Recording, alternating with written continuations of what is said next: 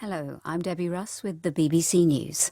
Some of the biggest names in global technology are calling for a pause in the development of advanced artificial intelligence until appropriate safety measures have been developed and implemented. They warn of profound risks to society. Here's Zoe Kleinman. Just as the UK government has today announced proposals for the regulation of the booming AI industry, many of those who work in and around it are urging caution.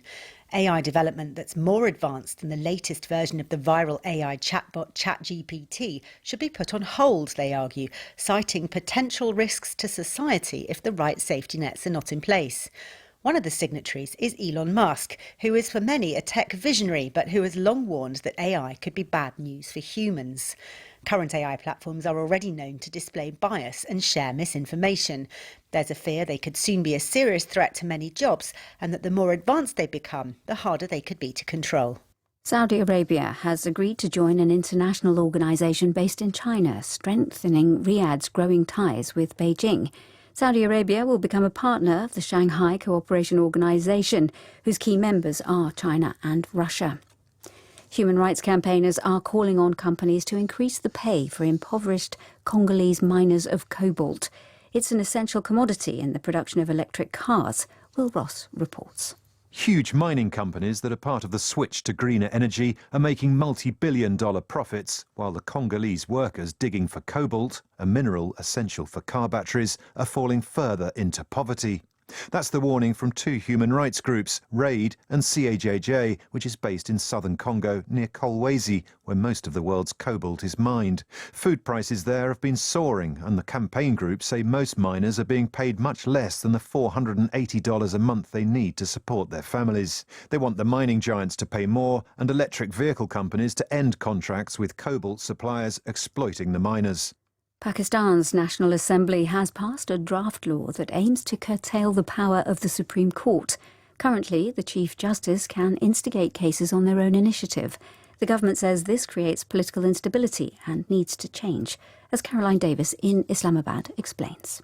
This is a very powerful ability by the Supreme Court Chief Justice, and there have been talk for years about whether or not this is too much of power for one person to be able to have. So the suggestion with this particular law is that instead it would be 3 justices that would be able to have to make that decision before the case could appear in court. Critics say the move threatens the independence of the judiciary.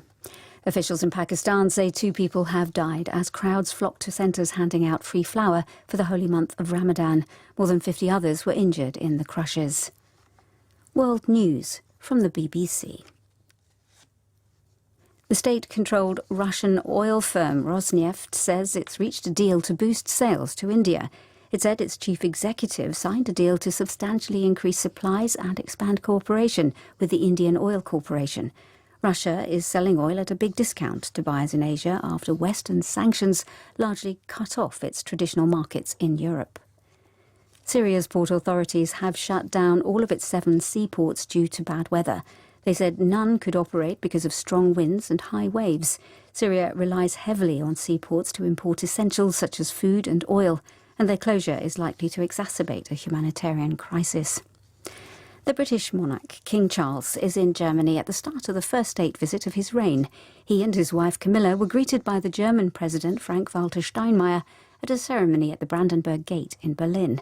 A military band played before the 2 men went on to speak to members of a small crowd of well-wishers.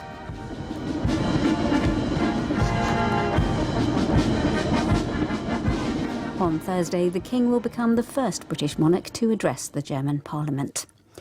The Israeli Prime Minister Benjamin Netanyahu says he expects Israel to join the US visa waiver program in September. He was speaking after the Knesset approved a bill allowing the US to access the data of Israelis.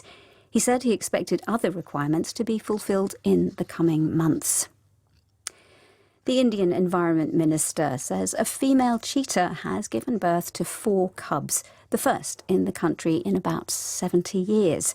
He described it as a momentous event in India's conservation history. Asian cheetahs became extinct 7 decades ago, but the Indian government released 8 African cheetahs last year in Madhya Pradesh as part of an ambitious project to reintroduce the big cats. That's the latest. BBC News.